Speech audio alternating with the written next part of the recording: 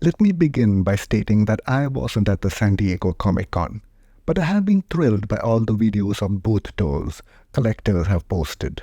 These have given me the opportunity to prepare a wish list to allow me to financially plan the growth of my collection for the next year, over the course of which these figures are likely to be released. The major portion of the mindset of any human is a state of relentless discontent, and some of us spend it by collecting.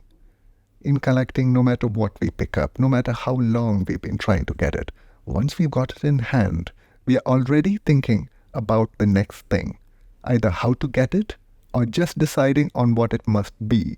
And a part of my maturing as a collector a while ago was to accept that I can't get everything on my wish list, no matter how much I've deliberated on it, either due to circumstance or for the sake of my wallet. So a wish list does not mean I am getting every one of these items. A wish is very different from intention, just as intention is very different from the deed. With that out of the way, let's begin with NECA, because they have been hitting it out of the park lately. I'm a huge fan of the TMNT cartoon and the movies. Unfortunately for my collection, the NECA TMNT cartoon line has not been available in India at reasonable rates or quantities, so I've never dipped my toe in that line. My wallet is certainly thankful for that. I've got 2 of the movie figures, Raphael and Leonardo, and that was by a fluke, I think, where the retailers here had them listed at their actual retail price. I know I was shocked as well.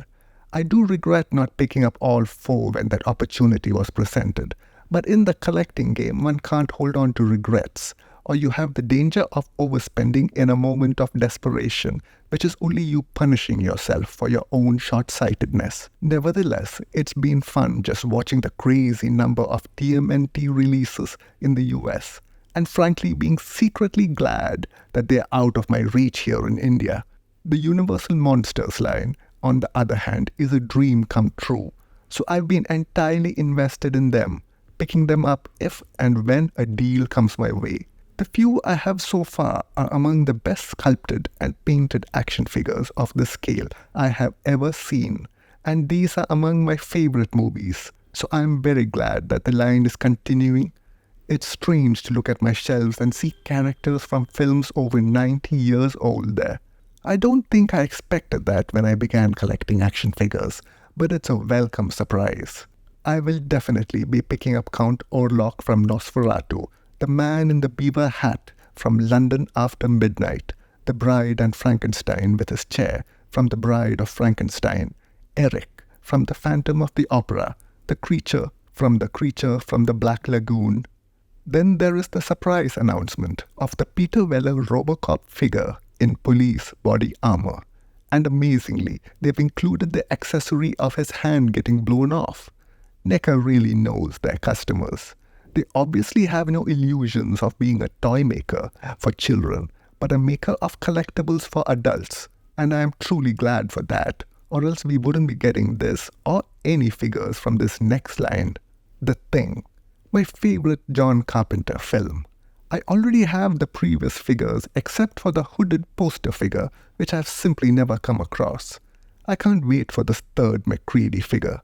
I will be doing reviews of the McCreadys I already have in due course, but in the meantime, I can't wait to add this one to the shelf. The dog creature figures are just wow. If only they were doing all the crew members, starting with Keith David. That is the dream. Of course, if they did 7-inch scale figures of They Live, the same characters they've done in their 8-inch clothed line, I would be there for those. And then Escape from New York, or crazily, Big Trouble in Little China. I've got to stop working myself up this early in the video. Another new movie line is the 1980 Flash Gordon. That's a film I hated as a teenager because I was comparing it against Star Wars and Star Trek with very high expectations from liking the character in the comic strips. I went on to tolerate the film in my 20s, and now it's grown to have a special place in my heart with its irreverent, self-conscious camp. The figures here look stunning. I don't know what other word to use. The likeness and the paint and sculpt detail have already set my mouth watering at the prospect of adding them to my collection. The Brian Blessed and Max von Sydow sculpts are phenomenal, and they've sent my expectations sky high for Dale Arden and Princess Aura in their mini flamboyant costumes. For a couple of years, I've been eyeing Biff Bang Pow's Flash Gordon figures, but I'm glad I never pulled the trigger and waited. Thankfully, I also avoided NECA's movie repaints of the original superheroes' bodies of Ming and Flash, because I suspected they'd be pulling some maneuver like this. But my suspicions have also proved to be wrong half of the time, so I was just lucky in this case. I'll probably be getting every figure in this line. Now, having brought up the original superheroes line, I do wonder why they didn't announce the Mandrake the Magician in that line. Or is the Defender of the Earth version too new, and maybe they'll announce it only near the end of the year? With wonderful figures flooding the market and the gymnastics I need to do in order to get them, it is just not possible for me to get into their Dungeons and Dragons or their gorgeous-looking gargoyles line.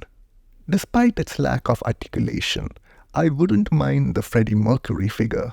I already have a couple of other music figures of theirs. I've been waiting, perhaps foolishly, for them to announce some figures for the 45th anniversary of Alien next year. Ideally Kane, Dallas and Lambert figures outside of their spacesuits, along with a re-release of Ripley in her jumpsuit, because she is going for way too much on the secondary market. Then at last I will have the entire crew from the famous dining table scene. Similarly, all of last year I was scouring the various Comic-Con videos hoping for an announcement of the 40th anniversary of their Conan the Barbarian line, assuming it must be imminent with them announcing anniversary figures for E.T. and The Thing. But it was just not meant to be. Unfortunately, the license seems to be with Super 7 now, who is doing some weird, toyish tweaks to escape likeness rights, and so have their cake and eat it too. Every figure in that line so far has been a disappointment, and priced almost double of NECA. They've given me good reason to stay away, despite how much I loved the John Milius film. The NECA figures of Conan in my collection are 15 years old, and still tremendous. It's just too bad they never did any of the other characters in that same line. That's my main draw to the Super 7 line. I'm looking forward to getting the Subotai and Spirit Valerie, but sadly they didn't show any prototypes of those figures during this event. Earlier this year, I had seen an announcement that the Nacelle company was planning action figures of the Expanse TV show, one of the best TV shows I have ever seen. So I was hoping for some announcement or preview from them, and there was. They showed off prototypes for two figures, namely Avasarala and Drummer, two well-chosen characters. These are prototypes, so I know better than to judge them harshly. But I will say, the likeness is decent, though nowhere on par with NECA's best. These appear closer to Diamond Select quality, which is more than welcome in my collection. I'm just very glad to see figures for the Expanse at all, and I can't wait to get them.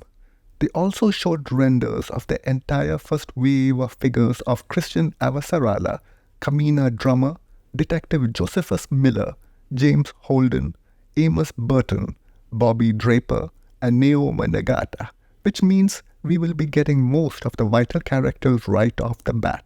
I couldn't find any specifications, however, as to their scale. Hopefully they'll come at 7 inches, and this reminded me that with the upcoming reboot of Babylon 5, I hoped some company would announce figures for the original show to try and promote it, but no joy there. Speaking of figures from new companies, Syndicate Collectibles showed off some items I'm interested in.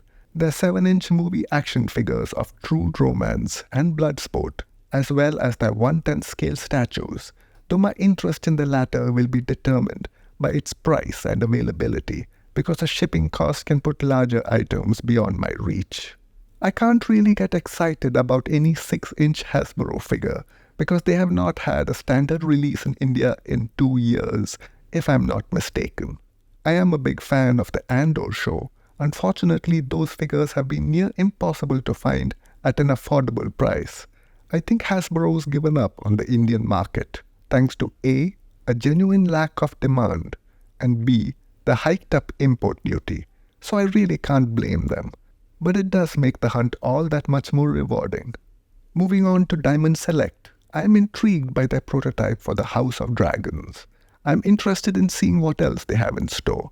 The Rebel Moon line promoting the new Zack Snyder film also piqued my interest.